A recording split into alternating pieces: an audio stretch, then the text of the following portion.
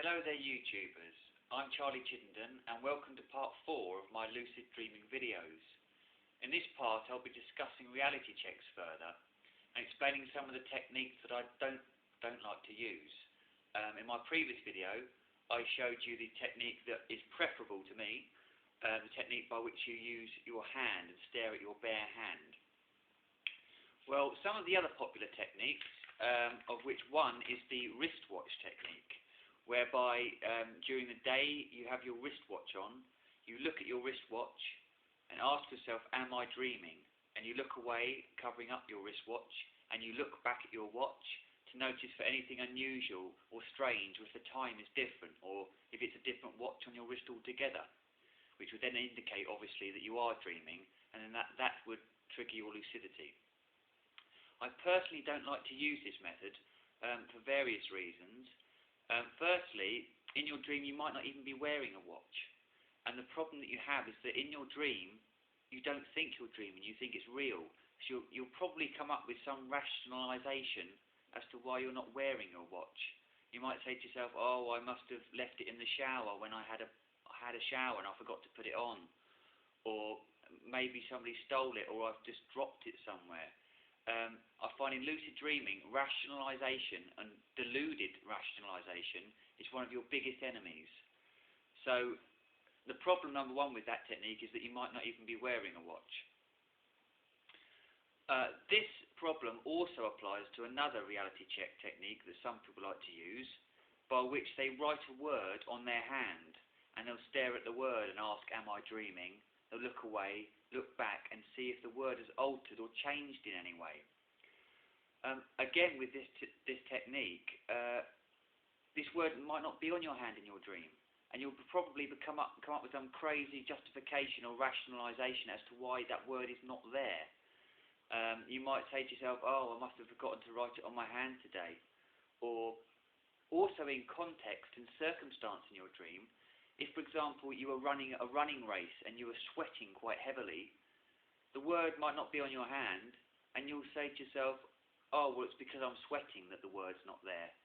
When really the word isn't there because you're dreaming, and that's the dream signal. So I think you have to be really careful of deluding yourself and coming up with sort of illogical reasons as to why things are odd and strange. Whereas for me personally, with the bare hand technique, you can't justify or rationalise why suddenly you've got 9 fingers on your hand, or that your hand isn't there on your arm at all. So I'd just like to clear up some of those techniques for those of you who haven't explored various reality checking techniques.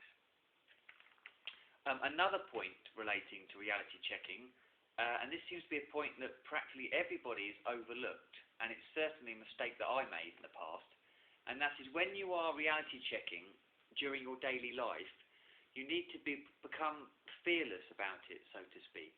If you're in a social situation with your friends, you might think, well, I don't want to keep staring at my hand every 15 minutes. My friends might think I'm crazy, and people in general might think I'm mad if they're looking at me and I'm constantly staring at my hands, acting strangely. So this can kind of imbue you with a feeling of being uncomfortable, and it can make you reluctant to want to reality check in front of people. Again, that's a real problem, because if you don't reality check in front of your friends in real life, you won't reality check in front of them in a dream, because you'll think it's real. You'll do exactly the same thing. So you really need to become fearless and blatantly reality check in front of everybody. Now, this doesn't mean that you have to make it entirely obvious and hold up your hand and say aloud, am I dreaming, and look away, because naturally people are going to find that strange and hard to understand.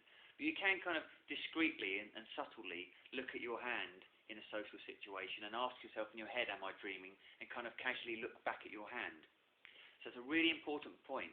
Don't be fearless and get into the habit of asking yourself, am I dreaming, when you're alone, because that's a mistake I made, and it kind of temporarily hindered my lucid dream frequency.